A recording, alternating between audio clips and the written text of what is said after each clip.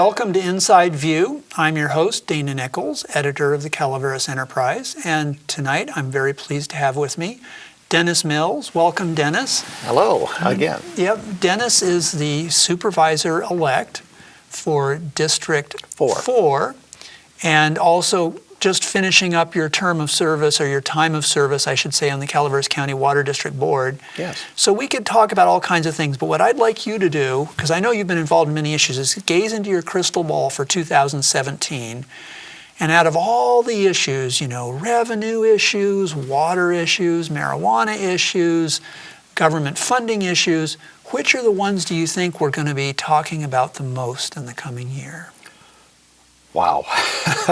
I wish I had another hour and a half to talk about all of that, because every piece of it is going to play a role in how our county looks 12 months from now.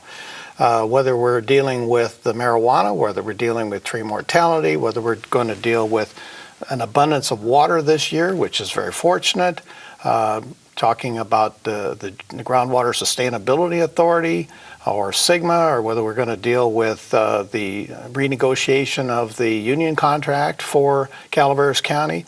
There's just so much out there that we're going to have to deal with very quickly. Well, just do a little translation for us, since now I think I can safely say that you're a water geek now because of your time with the I've earned my stripes. You've earned your stripes.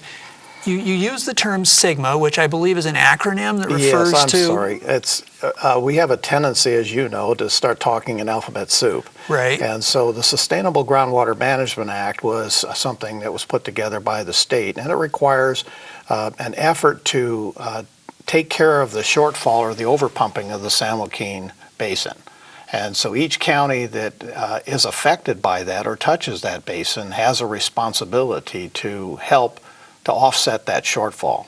Now, we just have a little piece of that, though, right? Yes. Am I right? It's over in the Burson-Wallace area? Right. It's a 70 square mile area that's down there in the corner. And what we've done with the, I would say, thank Dave Edgerton, the general manager at CCWD, and the staff there for reaching out to Stanislaus County, and Terry Withrow, who's one of the supervisors, and Keith Boggs, who's their CAO, and start to work on an MOU where we can partner with another county in helping to resolve our part of that responsibility. Now, as I'm understanding it, it's not about messing with anybody's ability to pump from their well, but it's more that they monitor and they're going to look for opportunities to put groundwater into storage. I mean, surface water into groundwater storage. Am I correct? And it's called conjunctive use. Okay. And just because it's pumped into the ground doesn't mean it's still not classified as surface water, strangely enough. You put it in the ground. This is a water law thing. Somebody will track it for how many acre-feet of water you've pumped. We have another tremendous win in Calaveras County here within the last 7 days, and that was when President Obama signed the WIIN Act into effect. It's $558 billion, of which it speaks specifically to New Melones and the ability of Calaveras County to store water at New Melones for the first time in its history. Okay. So I'm jumping into another area, but it also plays together with water and how then we can use that to offset. So I'm going to make you translate that acronym, WIIN. Do you have any idea? It's water and... It's Water and Infrastructure Improvement. Okay. Act okay. For the nation. And the storage at New Melones, does that mean that CCWD now could get a deal to put water there and have more access to water for the Copperopolis area, for example? That would be an excellent opportunity. Within the Act, and this is Section 4700, there is an 18-month window where we can present a proposal to the Bureau of Reclamation for how we plan on going forward with that. So this is something that may not happen for up to 2 years, but it's just that now that we have that ability, CCWD had been looking for a WARN Act contract on New Melones for 100,000 acre-feet. Then there was some discussion about whether that was too much or not enough, and there are other competing interests in that. But to have it listed as a conjunctive use gives us that ability. Okay, because I was going to ask about that, because we don't have that many customers at the moment in Copperopolis for domestic water. But if we were doing a conjunctive use arrangement, that means that then CCWD could put some of that water in the ground and reduce aquifer overdraft, problems? right. And so And then what do we get back in return, I guess, is the question. I'll explain that a little bit. Okay. Is that right now, all of the water from the North Fork of the Stanislaus majority of it comes through the Collierville powerhouse there at Camp All Valley. right. And once it leaves that powerhouse, it's still considered North Fork water until it touches New Maloney's. The moment it touches Maloney's, that molecule no longer is ours. Over the years, it's been abandoned. We literally abandoned the water because it touched Maloney's. Now, Legally, yes. So as of now, the new law is going to give us an opportunity to say just because it flowed into New Maloney's doesn't mean we've lost it. And so we can calculate how many acre-feet of water come out of Collierville and how many acre-feet of water then subsequently we want to store in New Maloney's for other uses. And part of it could be for the Sustainable Groundwater Management Act. Okay, well, let me ask you about another possibility to see if that's there. I know that the CCWD board set up some ground rules for the event that the district ever wished to do what's called a water transfer, correct. Which in a layperson speak might mean selling the water to some other entity. In other words, it would go down the Stanislaus River and be delivered elsewhere. Right. And the reason that districts like potentially to do this is that it might give us some revenue that we could use to pay for like infrastructure needs. Right? Absolutely, one opportunity would be that, but it could also be used as a trade-off to resolving problems for another district or for another water agency or wherever it might be needed, that we then have some control over that decision. It's not that we literally give it up because it touched a reservoir. The same thing happens at Hogan. And the WIN Act does, to some degree, include Hogan, because remember, once the water crosses the county line into San Joaquin County, it's no longer ours. We have no control over it. So we abandon roughly 27,000 acre-feet of water per year in a wet year out of Hogan that we have no say over. Well, suddenly now we're going to have some say over it, and it will then be ours to help decide what its future is. I bet the people at Stockton East and in Stockton are just doing cartwheels over that. Well, it's basically to benefit the source counties. We have a responsibility here to keep our watersheds, what I call the headwaters, in as pristine a condition as possible to the benefit of the whole state. The Stanislaus River is the cleanest river in the state of California. Wow. And so the result is that that's why that river is used as a measuring point at Vernalis to make up for the shortfalls or the salts or salinity or the dissolved oxygen issues at Vernalis on the San Joaquin River. So there's a lot of things that the Stanislaus gives into the system that have oftentimes been ignored. Remember back in 1978, there was a big effort, 78, 79, and 80, to stop the filling of Maloney's and hold it at elevation 808. That would have given us only 600,000 acre-feet of storage in a 2.4 million acre-foot reservoir. And what would the state have done if they couldn't have filled Maloney's? Would there be fish flow releases? How much other things would have been eliminated from their discussion? But as you know, Maloney's makes up for the sins of other water arrangements, primarily Millerton and all the use of water on the San Joaquin, that because the San Joaquin doesn't flow or because it only flows with salty irrigation runoff, the delta water quality erodes, and we've been able to use our nice, sweet Stanislaus River water to rinse out things and make the quality of the delta better. And it was the delta working deliberately done for that purpose, as far as I know, and all along. And now, because the human population's increased and we have more needs, the conflict is, I guess, more clear, if you will, than it was originally. It's interesting, but yeah, we haven't built a major reservoir since New Maloney's. And the easiest locations are gone, so you have to work harder, to find good sites. Now, remember too that part of the North Fork project was an expansion of the Spicer Reservoir into the new Spicer Reservoir.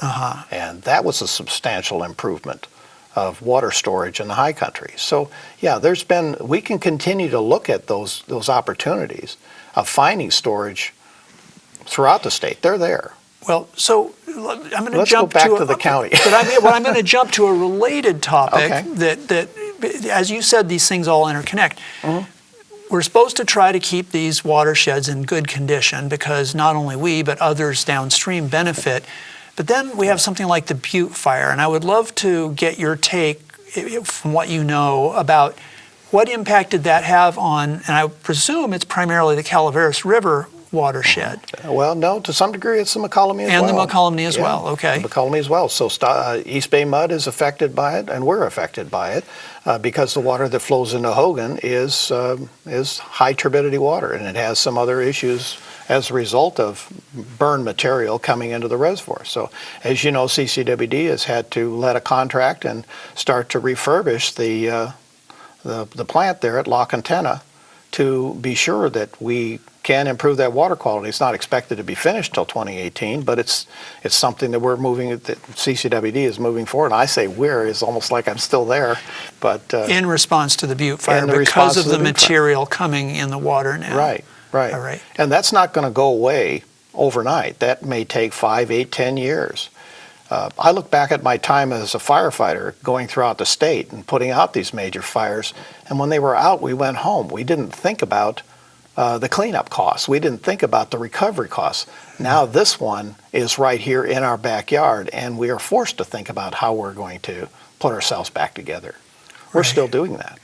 Well, so you'll have a role as a policymaker on the Board of Supervisors to decide what can happen where within the limits of the county's ability to do that. And of course, that is one of the questions, is our whole pattern of how we've handled our forests.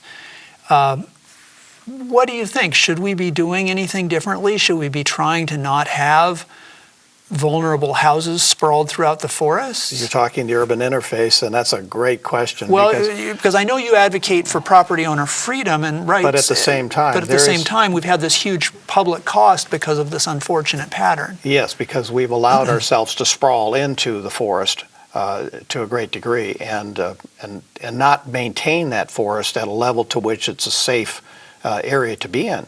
I'll give you a good example of that is when you look at Pickering Lumber and what they did in the Stanislaus River Basin going back into the 20s. When's the last recorded major fire in the Stanislaus Canyon? There hasn't been one, because the forestry practices that were done even in the 20s still are sustainable today. And that makes a big difference. So how the federal government, how the state, and how private enterprises maintain their forest. Now, private SPI is not going to intentionally create a forest that they're going to lose to a burn. They're going to try to do what they can to protect it.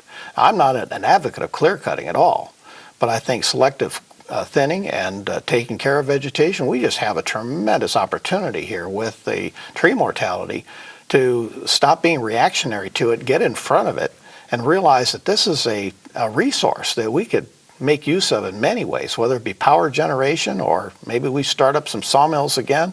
There's just all kinds of opportunities, and I don't know how quickly we can do that.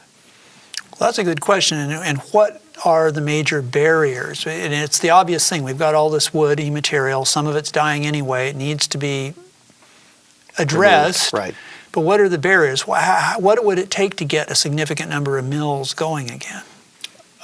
When you look at the terrain, over the years, we've had both railroads and logging trucks working in these very steep, remote areas, and we've developed an ability to do that. But over the last 20 years, the logging operations, except for SPI in this area, has basically been shut down.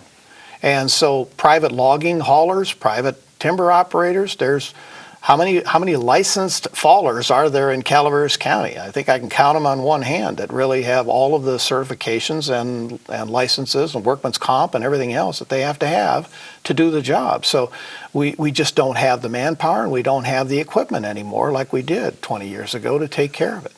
And that's the big challenge, is how do we bring it in? So CAL FIRE has moved forward. They've given us curtain burners. They've given us grinders. They've even have a portable sawmill that they're willing to bring in here to help assist. But that's only a small part. This has to be a public-private partnership to try to find the best solution. The thing that is expensive here is moving logs from A to B.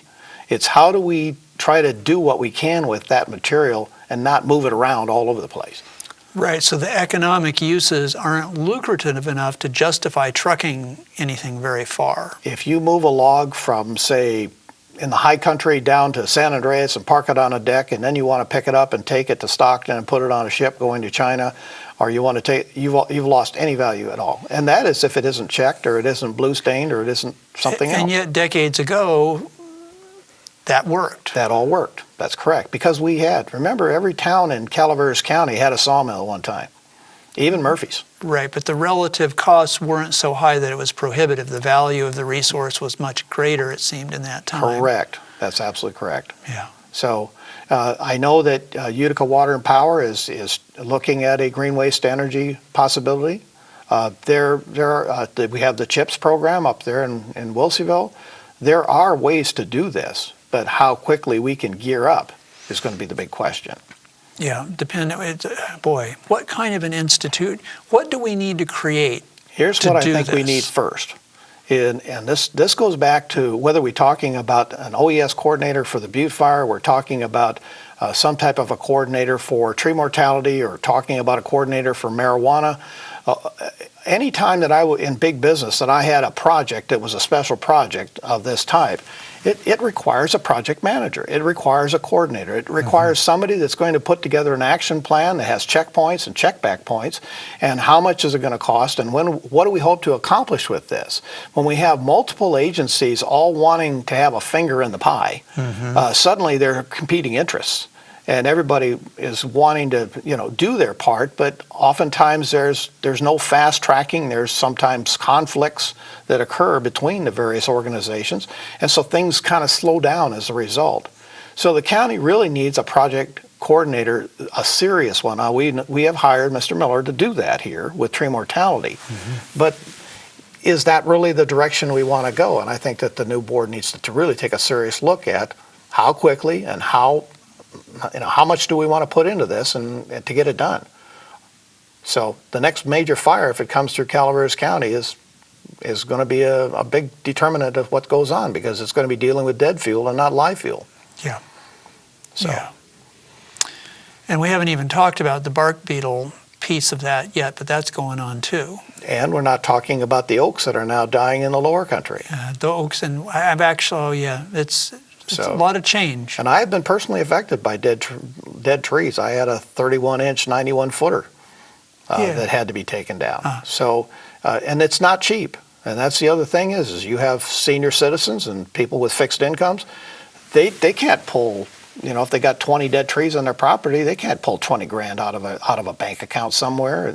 And I would really ask them to go to the county's website under tree mortality and look at the options, because there's even low interest loans out there available for them if they want to avail themselves of those.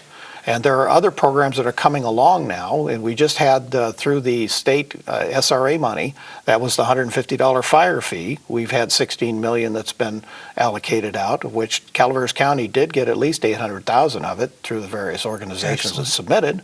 And believe it or not, Utica Water and Power got 2 of them. Excellent. So it's just a matter of, we need to step up very quickly as to how we're going to handle this and be serious about it, not just talk it to death. You mentioned, the trees in your own property. Tell me a little bit about District 4. Obviously, you've become a bit more intimate with it this past year. And the districts in this county are all so different, and one of the big challenges is that each has its own distinctive economy, population, interests, so forth. Tell me about District 4, which, for those who aren't familiar, is Copperopolis, and Angels Camp and Vallecito. Right. And Angels Camp you do represent, even though they have their own city government. Yes, I do. Right. That's correct. So tell me about that district, its condition and its needs. I mean, what's going on in District 4? One of the things that I was committing to was we had a Copper Area Business Association that had kind of gone to sleep. And I managed to find some folks down there, some business owners that revived it, and it's now back active. In fact, they are going to be holding their first activity on January the 14th. It'll be the first wine tasting of the year in Copperopolis, and trying to blend the old with the new. One of the issues that I see is Murphy's, for instance, has developed an identity over time. Angels Camp, to some degree, has an identity. Copperopolis really hasn't decided what that identity is. Now, I know that the community plan will help to kind of put that vision together, but the community needs to start to decide who they are and who they want to be, and how is that going to work, because their economy cannot be driven by a bedroom community around a lake. There's got to be more to it than that. How do you attract visitors? How do you say that Copperopolis is a destination and not a waypoint? How do we start to market that the fastest internet in Calaveras County is fiber optic and it's in Copperopolis, and we have people down there programming NASA rockets, living right there in their own home? Would you rather live in Copperopolis or would you rather live in Stockton? We need to really market the areas and the advantages of living a quality of life and the way of life we have up here. So that's one of the big drivers. I've been very involved with talking with Michelle Steffens, who's the new economic development coordinator for the chamber. I've talked to Paul DiBaldo, who, if no one knows who he is, he lives in Copperopolis, but he was the project manager for the first IBM 360, the old punch card computers. Okay. We have a lot of talent in this county. We have a lot of talent even within our employees at the government center. It's just a matter of what are the visions, what do we want to do, and how do we want to get that done? Yep, that's the big question, isn't it? Yeah, it is. So I'm a very big proponent of economic development, and I always will be. And how do we, for instance, take our younger students that are in high school now, and maybe some of them are not going to be able to go to college. Maybe some of them just, for some reason, are bored, or that the curriculum isn't something that they like. Maybe it's because of the home life. There could be a lot of reasons for them not being what I call the A and B student. But how can we give them a career path and give them choices, the things that they like to do? And so I've been working with the Maker program and the Hacker Labs and trying to expose our younger people to new and different things. I even have a machinist down there in the Bay Area that's willing to come up here for free and teach kids how to do CNC machining. And he's willing even to bring a machine up here to show them how to do it. Yeah. So there's a lot of desire to want to help our kids. We just need to put it in place. And you have a few technical interests of your own, is my understanding. And that's scary. I've only heard about some of them, but I've heard that you know how to repair old radios, that you can actually tell a vacuum tube from a diode and know what you're doing. Careful now, because a diode in the old systems was a vacuum tube. Okay, your rectifier circuit, which is your beginning of the breakdown of the voltages going to the different areas, is done through a tube, which is called a rectifier, and a capacitor system to break it from AC into DC. All right. Okay. So the solid state diodes that I'm thinking of are a later thing. It's a lower voltage, but it still performs the same function. That's okay. Yeah. Well, I'll be darned. Yeah. So what do you do with that? Do you have a bunch of radios at home that you tinker with?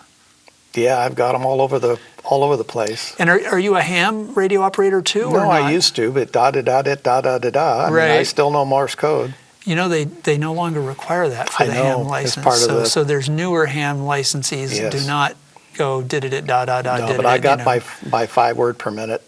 Excellent. When I was younger. Well, that could be a handy skill, because I hear the Sheriff's Department has radio connectivity problems sometimes. Maybe you can help them out with that. Yes, they do, and it's something that's been on and off again over the years, and it has to do with safety. And when we're talking about sheriff's vehicles, whether they're driving older vehicles that really are not safe to be on the road for some reason, or we're talking about their ability to communicate quickly for assistance, all of that has a big responsibility to the Board of Supervisors to be sure that gets taken care of.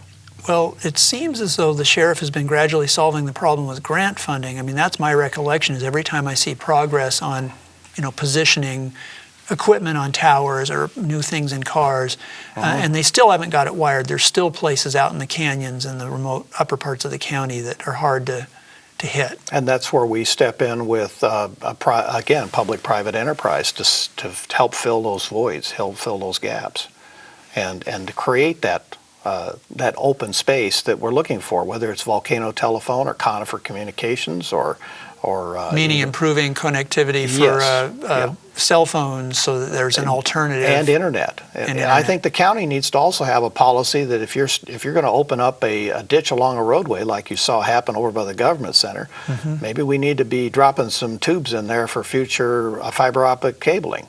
Why open it up twice? Exactly. The cost of putting that cable, that tube in the ground is 8 cents a foot. It's very cheap, but the cost of opening a ditch is very expensive. So that's just something of just developing some policy statements within the county to say, if you do, you do. A related question, it's sort of frustrating. We had some high-speed fiber optic cable lines laid through the county, and it seems as though not much came of it. Do you? Oh, they went from the colleges and to the library. Right. So, yeah, and not only that, but we can't even tap the line. And why is that? Because that was under the federal. That was a federal grant that did that. Yeah, a lot of expense there. Is there any way to address that? Because it seemed, I had the impression that, wow, maybe local internet service providers could use tap this. the line, right. You could do a small system and operate a business. You know, believe it or not, I've had long conversations with Frank Leszewski with Volcano Telephone and Dan Richardson with Copper Telephone and other organizations, even AT&T. There are ways that we can do this, but we have to have everybody kind of on the same page. Okay. So, well, that's your job. That's my job, getting people on the same page. I see myself more as a servant here, as a facilitator of trying to find common ground. And I think that having that exposure and experience as a facilitator will help to make a difference. And you know, try to find where people can work together, where they can get the best result. Fighting doesn't get you anywhere. Oh, we do a lot of that. And we do a lot of that. It's unfortunate. And I see reactionary politics at play. And if you look at CCWD, for instance, today, you'll see that they're looking at 5-year capital improvement plans. They're looking at some large infrastructure projects as being 40-year projects. That wasn't heard of before. So starting to think more long range in the county's eyes will be helpful, but we have to stop being reactionary to everything that comes up. All right, Dennis, So. we've only got a couple minutes left. Okay. And so when's your first Board of Supervisors meeting? The actual meeting will be the 10th of January, but I'll be January sworn 10th. in on the 3rd of January, 11 o'clock. Okay. They're going to bring all the new supervisors in. I'll be putting out an invitation to those that were part of my team when I was running. So do you have a first 100 days plan or anything like that to propose? I've already been working on it because I feel like I've been elected since June. All right. Well, tell me, we've only got about a minute, but tell me a little about that. Well, you've got the Single Tree Bridge out in Diamond 20. You've got the low water crossing at Diamond 20. You've got the left turn pocket there on Old Burns Ferry Road. You've got somewhere we've got to resurrect what we're going to do with the Old Burns Ferry Bridge. We need the Copperopolis area community plan put back together. There's deficiencies. I think that's going to take meetings in the area. It's rebuilding the business infrastructure in Copperopolis and having them work together between Copper Town Square and the old businesses in the town site. There's just a lot to do, but we're on it. Dennis, thank you very, very welcome. much. You're Merry welcome. Christmas. Happy Merry Christmas New Year. to you, and I'm glad to have the opportunity. Yep. This has been Dana Nichols at Inside View. Have a pleasant evening.